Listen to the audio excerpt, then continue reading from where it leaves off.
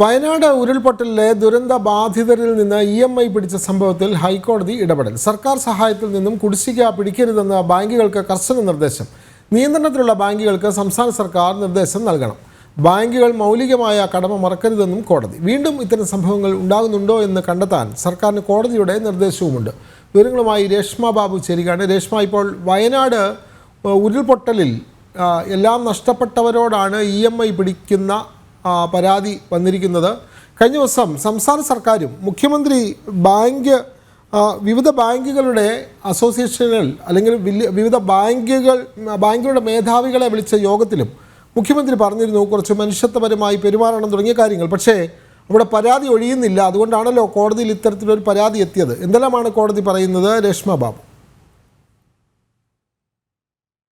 ഉരുൾപൊട്ടൽ ദുരന്തവുമായി ബന്ധപ്പെട്ട് സ്വമേധയാ എടുത്ത കേസ് ഉൾപ്പെടെ പരിഗണിക്കവെയാണ് ജസ്റ്റിസ് AK ജയശങ്കരൻ നമ്പ്യാർ അധ്യക്ഷനായിട്ടുള്ള ഡിവിഷൻ ബെഞ്ച് ഈ ദുരിതബാധിതരിൽ നിന്നും EMI-കൾ ബാങ്കുകൾ പിടിച്ച സംഭവത്തിൽ ചില വിമർശനങ്ങളും വാക്കാൽ ചില നിർദ്ദേശങ്ങളും മുന്നോട്ട് വെച്ചത്. ദുരിതബാധിതരോട് അനുകമ്പ കാട്ടണമെന്നാണ് ബാങ്കുകൾക്ക് ഹൈക്കോടതി വാക്കാൽ നിർദ്ദേശം നൽകിയത്. സർക്കാർ സഹായത്തിൽ നിന്നും യാതൊരു തരത്തിലും EMI വായ്പാ കുടിശ്ശിക പോലെയുള്ളവ പിടിക്കരുത്. നിയന്ത്രണത്തിലുള്ള ബാങ്കുകൾക്ക് സംസ്ഥാന സർക്കാർ ഇത് സംബന്ധിച്ച് നിർദ്ദേശം നൽകണമെന്നും ഡിവിഷൻ ബെഞ്ച് വ്യക്തമാക്കിയിട്ടുണ്ട്. അതോടൊപ്പം തന്നെ ബാങ്കുകൾ ഭരണഘടനാപരമായിട്ടുള്ള മൗലിക കടമകൾ മറക്കരുതെന്ന് ഹൈക്കോടതി ഓർമ്മപ്പെടുത്തി.